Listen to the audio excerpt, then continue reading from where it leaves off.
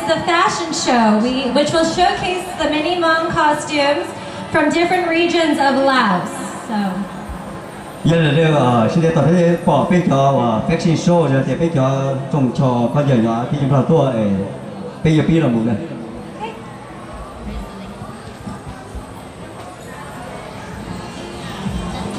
Ok, cô đã tạo ra đời đại diện theo những gì giờ mong thì mong sinh quẩn nè, mong sinh quẩn theo mong sợi.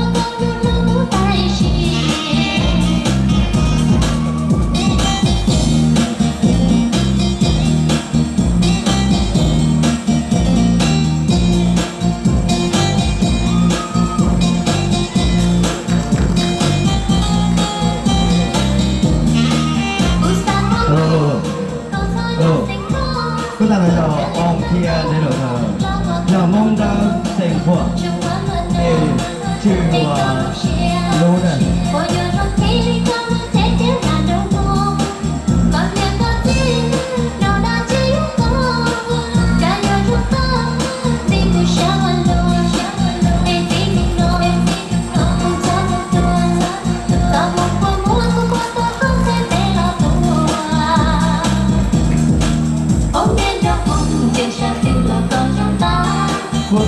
Cô đã tạo ra rồi bây giờ nhà hiện đây giờ mong được sang nữa nhá, mong được sang nữa.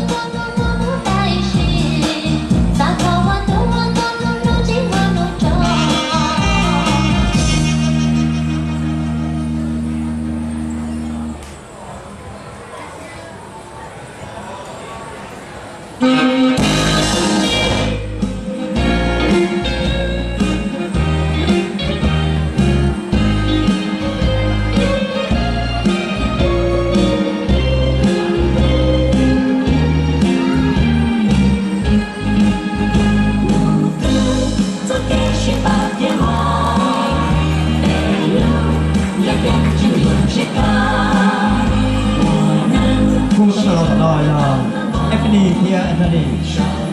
Giờ mong người cả nè, mong người cả.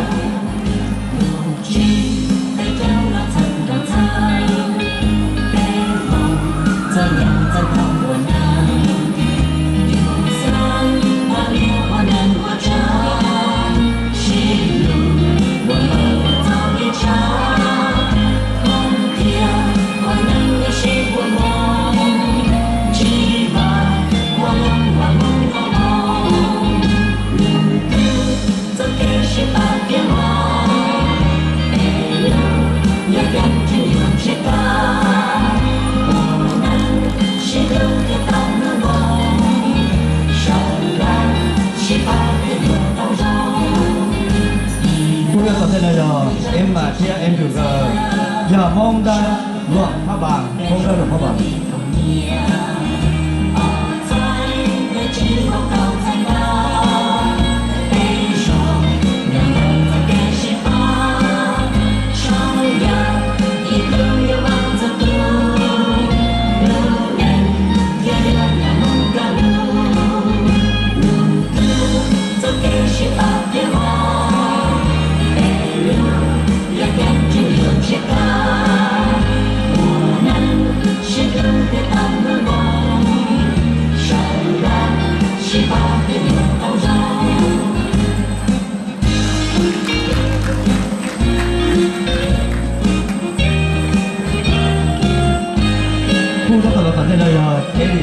Challenge mong đơn làm được, mong đơn làm được.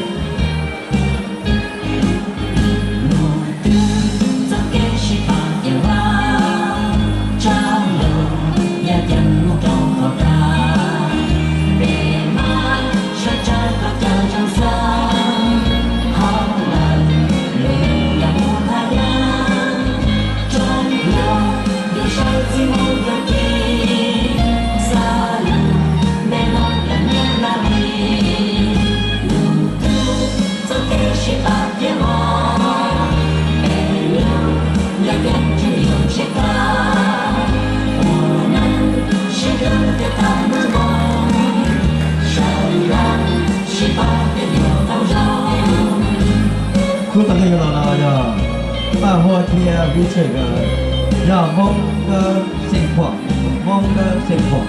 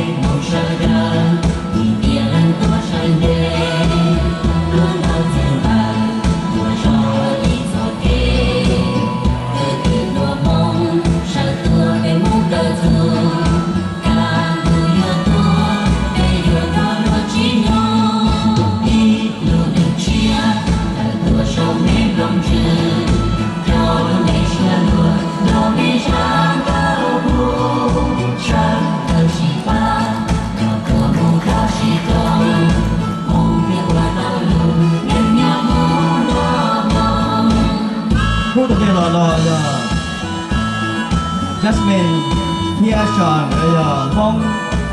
mong lên mong một phim.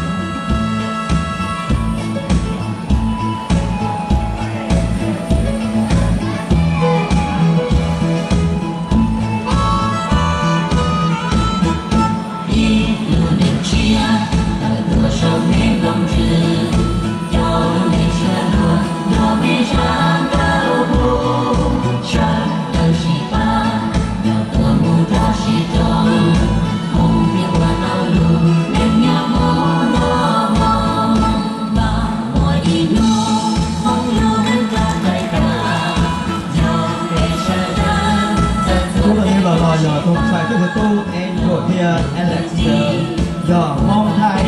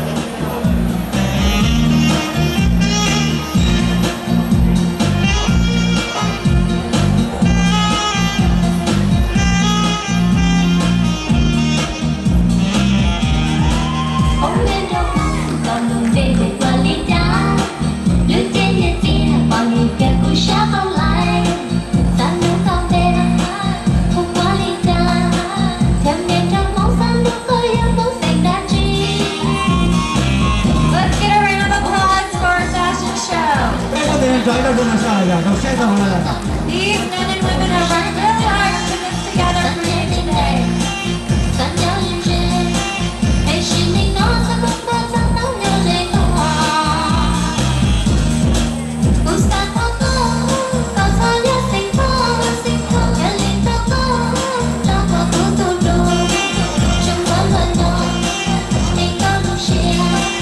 For your